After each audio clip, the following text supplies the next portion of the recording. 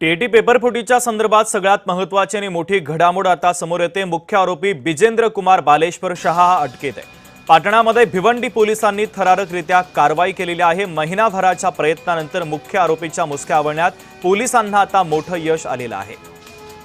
तर जय महाराष्ट्रकडे आरोपीचा exclusive photo देखील आलेला आहे आणि माहिती देखील प्राप्त झालेली आहे।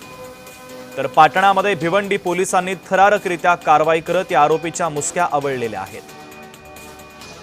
तर महत्त्वाची आणि मोठी ब्रेकिंग न्यूज आपण पाहतोय आणि या आरोपीचा फोटो देखील आपण पाहतोय। महिनाभराच्या प्रयत्नानंतर मुख्य आरोपीला पोलिसांनी अखेर अटक केलेली आहे। टीईटी पेपरफुटी प्रकरणातील हा आरोपी आहे। त्याचे काही एक्सक्लुझिव्ह व्हिडिओ देखील आणि फोटो देखील आता जय महाराष्ट्रच्या हाती लागलेले आहेत। ही दृश्य देखील आपण पाहतोय। आरोपी बिजेंद्र कुमार बालेश्वर शहा हा आता पोलिसांच्या अटकेत आहे। भिवंडी पोलिसांनी ही मोठी कारवाई केलेली आहे। त्याच्या मुसक्या आवळण्यात पोलिसांना मोठं यश आलेलं आहे। जय महाराष्ट्रच्या हाती ही काही एक्सक्लुझिव्ह दृश्य लागलेली आहेत ती आपण पाहतोय। महिनाभराच्या प्रयत्नानंतर मुख्य आरोपीला अटक करण्यात आता पोलिसांना मोठं यश आलेलं आहे। भिवंडी पोलिसांनी पाटणा येथे जात ही थरारक कारवाई केलेली आहे।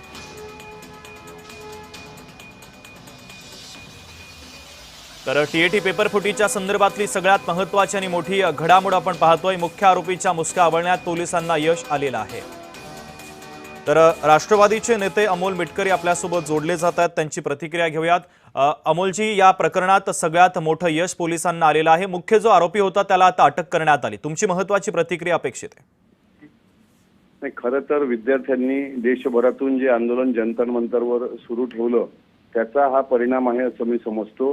कारण जरी आम्ही सरकारमध्ये असलो तरी राज्य आणि केंद्र सरकारला या गोष्टीची जाणीव होणं खूप महत्त्वाचं होतं की राज्यात जी पेपरफुटी झाली, हे टीईटी बाबतीत बोलताय का नीट बाबतीत बोलताय आपण? टीईटी ओके सॉरी मला नेट पेपरफुटी, पण नीट असो का टीईटी असो, टीईटीच्या पेपरचा जरी मुख्य आरोपी पकडला गेला असेल तर राज्य सरकारमधले शिक्षण मंत्री दादाजी भुसे यांनी मागे शब्द दिला होता की कोणी असेल तर टीईटीच्या संदर्भात त्याला पाठीशी घातलं जाणार नाही।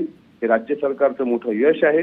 आणि नीट पेपर फुटी संदर्भात सुद्धा जो काही जंतर मंतरवर गेल्या अनेक दिवसांपासून हे सुरू आहे त्याचा सुद्धा मला असं वाटते असाच पाठपुरावा होईल, एक कायदा बनेल आणि नीट पेपर फुटी असो किंवा टीईटी पेपर फुटी असो याकरता कडक कायदा झाला पाहिजे। परत कोणी हिंमत करता कामा नये। 10 कोटी रुपयापर्यंतच्या द्रव्यदंडाची शिक्षा पण यामध्ये करण्यासंदर्भात निर्णय केंद्र आणि राज्य सरकारने घेण्याच्या विचारात आहे असं काल मला कळलं। त्यामुळे आज जो टीईटी पेपर फुटीमधला आरोपी पकडला गेला असेल तर महाराष्ट्र पोलिसांचं हे यश आहे। पण एवढ्या यशानं आमचं समाधान होत नाही। परत कोणी असं हिंमत करणार नाही असा कडक कायदा या संदर्भात आपल्या सरकारने आणला पाहिजे अशी मला अपेक्षा आहे। अगदी अमोलजी, मात्र पेपरफुटीच्या संदर्भातील अनेक कारवाया सरकारच्या माध्यमातून केल्या जातात, आरोपींना अटकही केली जाते, मात्र या संदर्भात कठोर कारवाई होणं किती गरजेचं आहे? हे जीवन मरणाचा भविष्याचा आता शिक्षकांनी अभ्यास करून टीईटीच्या पेपर संदर्भात तयारी केल्या, अचानक कुठेतरी येतं की पेपर लीक झाला, परीक्षा पुढे गेली। म्हणजे होतं काय, थातुरमातुर कारवाई होतं, त्याच्यावर गुन्हा दाखल होतो, तो बेल घेतो, अटकपूर्व जामीन घेतो आणि मग मोकळा होतो। त्याच्यामुळे मला असं वाटतं याच्यावर द्रव्यदंडाची शिक्षा आणि कठोरात कठोर शासन, म्हणजे तो 10 वर्षापर्यंत त्याला बेल असतो, असे कठोर जोपर्यंत कायदे होणार नाही तोपर्यंत ही पेपर फुटी थांबणार नाही। ही थातुरमातुर कारवाई होईल आणि नंतर परत हे आरोपी मोकाट होतील। त्यामुळे याच्यावर वचक बसायला, मुसके आवळायला यांना द्रव्यदंड मोठ्या प्रमाणात आणि नॉन बेलेबल ऑफेन्स म्हणजे त्यात त्याला जामीनच मिळता कामा नये अशा पद्धतीचे गुन्ह्याची तरतूद करणं आवश्यक आहे। अगदी अमोलजी, अत्यंत महत्त्वाची प्रतिक्रिया तुमची या बातमीच्या संदर्भातली पोहोचलेली आहे, तुर्तास धन्यवाद। तर ही दृश्य देखील आपण पाहतोय। पाटणामध्ये भिवंडी पोलिसांनी थरारक कारवाई केलेली आहे, आरोपींना अटक करण्यात आलेली आहे। भारतीय जनता पक्षाचे प्रवक्ते नवनाथ बन जोडले जात आहेत, त्यांची महत्त्वाची प्रतिक्रिया घेऊयात। नवनाथजी, टीईटी प्रकरणामध्ये पेपरफुटीच्या प्रकरणामध्ये मोठी कारवाई करण्यात आली, पोलिसांना यश आलंय, मुख्य आरोपीला अटक करण्यात आली, तुमची महत्त्वाची प्रतिक्रिया?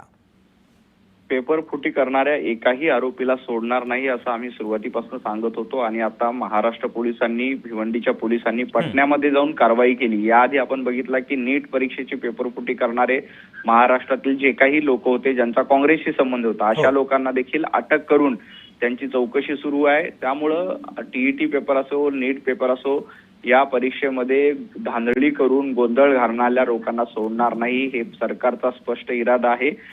खरं तर पंजाबमध्ये देखील आता एक पेपर फुटल्याची माहिती समोर आली. आता कॉक्रोच जनता पार्टी आणि जे विद्यार्थ्यांच्या नावावर आंदोलन करतात ते पंजाबच्या या पेपर फुटीवर नेमकं काय बोलतात हे बघणं महत्वाचं आहे.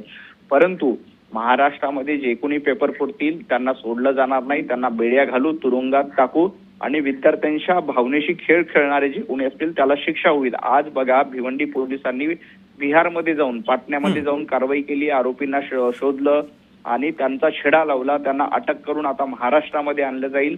त्यांना आम्ही रितसर कोर्टामध्ये सादर करतील पोलीस आणि त्यांच्यावर योग्य ती कारवाई कोर्टाच्या मार्फत केली जाईल. कुणालाही सोडलं जाणार नाही. ठीक आहे नवनाथजी, अत्यंत महत्त्वाची प्रतिक्रिया या बातमीच्या संदर्भातली तुमची पोहोचलेली आहे. तुर्तास धन्यवाद.